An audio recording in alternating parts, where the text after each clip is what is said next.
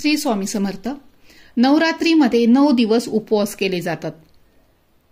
प्रत्येक भक्तांना या 9 दिवसात देवीला काय नैवेद्य दाखवावा जेणेकरून देवी आपल्यावर प्रसन्न होईल असे वाटत असते। दरम्यान या दिवसात देवीला नैवेद्य दाखवल्याशिवाय कोणताही उपवास पूर्ण होत नाही असे मानले जाते। त्यामुळे नवरात्रीमध्ये देवीला वेगवेगळ्या प्रकारचे नैवेद्य दाखवले जातात। त्यामुळे नवरात्रीला 9 दिवस दाखवले जाणारे नैवेद्य आज आपण बघणार आहोत, तर व्हिडिओ शेवटपर्यंत नक्की बघा।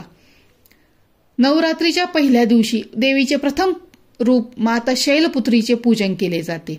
या दिवशी देवीला गायीचे शुद्ध तूप अर्पण केले जाते। यामुळे उपवास करणारी व्यक्ती निरोगी राहते।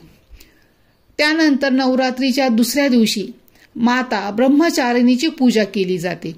माता ब्रह्मचारिणीला प्रसन्न करण्यासाठी देवीच्या चरणी साखरेचा नैवेद्य किंवा इतर कोणतेही मिष्टान्न दाखवले जाते।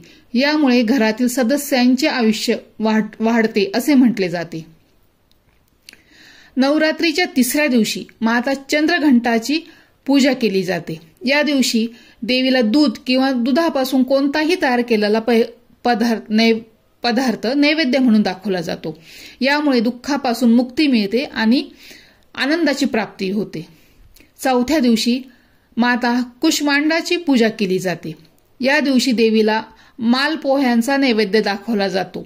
यामुळे उपवास करणाऱ्या व्यक्तीच्या बुद्धीचा विकार आणि निर्णय घेण्याची क्षमता देखील वाढते। नवरात्रीच्या 5व्या दिवशी माता स्कंद मातेची पूजा अर्चा केली जाते। या दिवशी देवीला केळीचा नैवेद्य दाखवला जातो। यामुळे शरीर स्वस्थ राहते। नवरात्रीच्या 6व्या दिवशी देवीच्या 6व्या रूपाची म्हणजे कात्यायनी मातेची पूजा केली जाते। या दिवशी देवीला मधाचा नैवेद्य अर्पण केला जातो। यामुळे उपवास करणाऱ्याची कांती तेजोमय होते। कांती म्हणजे त्वचा। सप्तमीच्या दिवशी माता कालरात्रीची पूजा केली जाते। या दिवशी देवीला गुळाचा नैवेद्य दाखवून एक नैवेद्याचे ताट जेवणासहित ब्राह्मणाला दान करावे।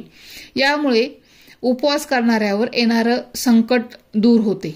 अष्टमीच्या दिवशी देवीच्या महागौरी रूपाची पूजा केली जाते। या दिवशी देवीला नारळाचा नैवेद्य दाखवला जातो।